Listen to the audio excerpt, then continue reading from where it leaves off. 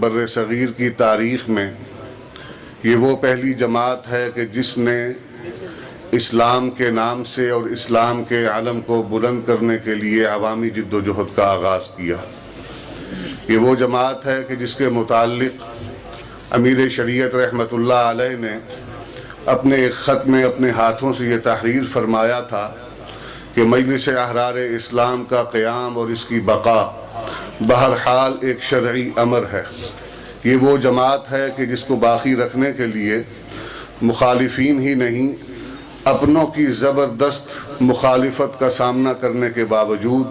ابنائے امیر شریعت نے اس کے نام کو بلند رکھا اور اس عظیم تاریخ اور اس عظیم روایت کو زندہ رکھا کہ جس کے بغیر بر صغیر کی تاریخ کا ایک بہت بڑا باب نہ صرف کہ گمشدہ ہو جاتا بلکہ وہ اعلیٰ روایتیں جن میں قربانی ہے